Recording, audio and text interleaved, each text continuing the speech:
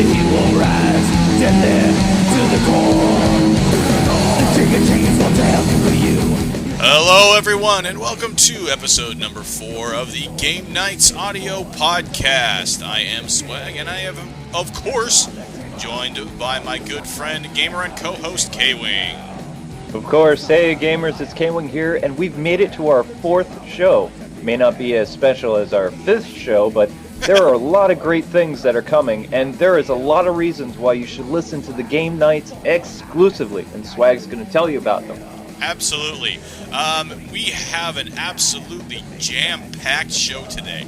I spent a good 3 days at the Game Developers Conference last week, so coming up in the program, I got hands-on with Batman Arkham Asylum, Duke Nukem Critical Mass, Dragon Age Origin, and Terminator Salvation, the game based on the movie, which is going to be coming out.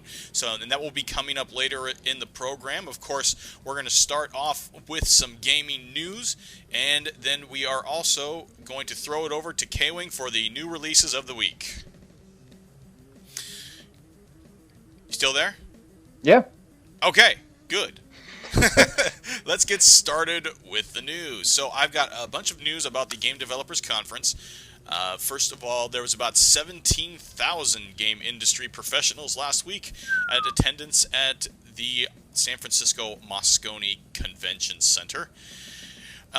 One of the highlights of there was they were talking about this service called OnLive, which allows you to play full games like on the 360 and PS3 online, and it's one of the it's kind of a buzz, actually, one of the big things that people were talking about, although it will not be released until later on this year, and they're going to be going into a beta sometime this summer. So as we get more information on that, we'll be sure to let you guys know. At the conference, Fallout 3 was named the Game of the Year. Wow. Yeah. And I would imagine that that's a tremendous honor to be it's great when like media outlets and stuff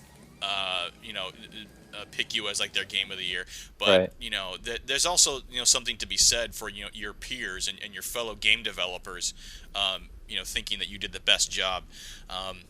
Boost the morale. Exactly. And then Bethesda also received the award for best writing in the game too. Really? Yeah. Which is that's definitely nothing to sneeze at, because a lot of times writing in video games can be a little wonky. Yeah, something else entirely. Yep. Exactly. And then also I always like plugging the independent developers. They have a festival every year called the Independent Gaming Festival, and the winner this year was a game called Blueberry Garden. And the guy who won, Eric Svedang, I think it's Svedang, Eric Svedang, or whatever. But if you guys want to check out the winner of that, you can Google Blueberry Garden, and you can check out the trailer and all that good stuff if you want to support the independent developers. Yep, support the independents. Yes, it's always good to support those guys, because honestly, the gap keeps increasing between the huge monster companies like EA and Activision Blizzard and the little guys. So it's good to support the little guys, especially when they're doing a good job. Exactly.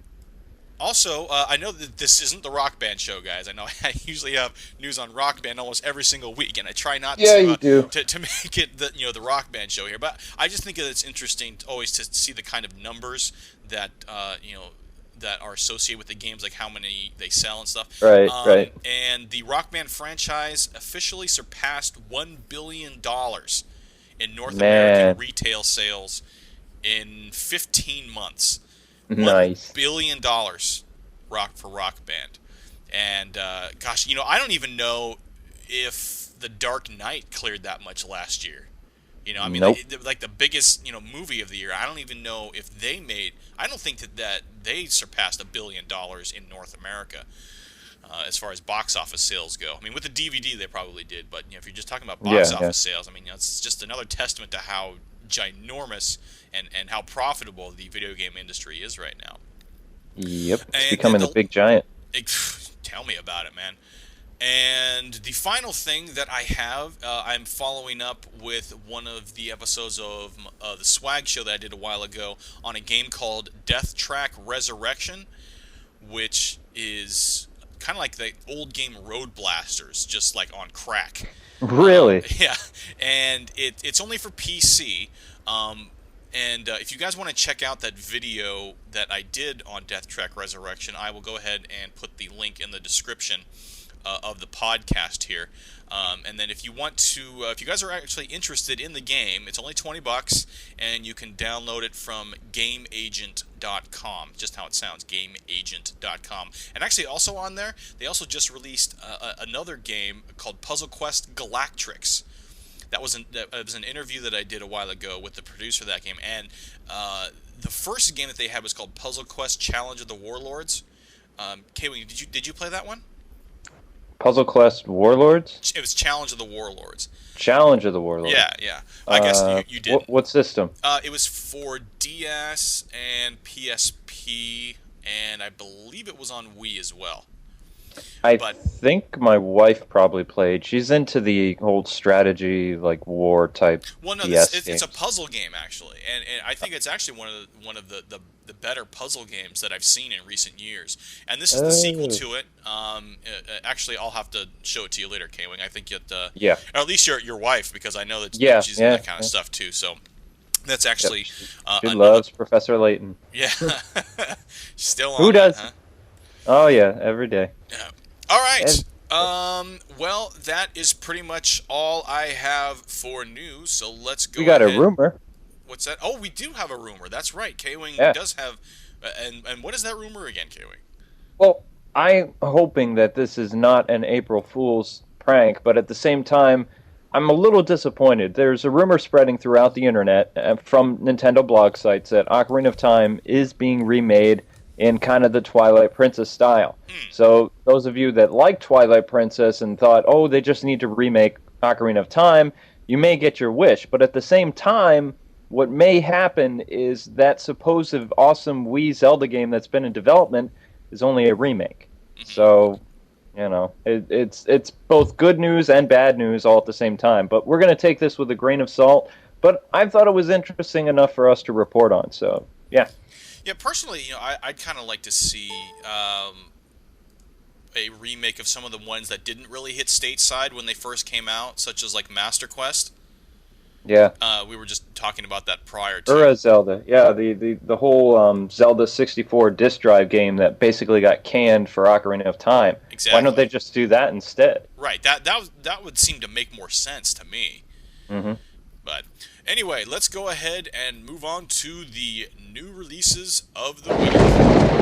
This week's releases with KWING. Okay, we got some multi-platform goodness in Guitar Hero Metallica. So that released, I believe it was the 29th. Yes. So everybody had, a lot of fun playing Guitar Hero. I personally haven't really gotten into Guitar Hero yet. I've never found time to actually play it and do stuff like that. Well, just to, I didn't mean to interrupt you, but now actually is a decent time because the actual guitars themselves are actually getting pretty cheap now. You can actually get at Best Buy. I actually just got it's the Guitar Hero 3 controller. It's the Les Paul, and they're only $20. Whoa. Yeah. So. And I know one of the promotions that they have is if you buy Guitar Hero Metallica, you can get one of the controllers with it for only $10. So right now at Best Buy, they are having some good deals on the actual Guitar Hero controllers. They're not the World Tour ones, but I'm not a big fan of those ones anyway. So if you guys want to pick up, if you guys have kind of been waiting for Guitar Hero to get kind of cheap. Go to Best Buy and check some of that stuff out. You can actually, and they also have bundles too. There's Guitar Hero 3 with 2 guitars, I think, for $50. So wow. Yes, if you guys have been waiting for kind of the Rock Band to get cheap in order to buy, because hey, it's expensive. It's like when it first came out, it was like $100 for one guitar and the game, and now they're getting pretty decently priced. So yeah, my wife has been begging me to get the Guitar Hero stuff, and now that it's $20, I may have to give in to that. Yeah. Yeah, her eyes just lit up like it's Christmas.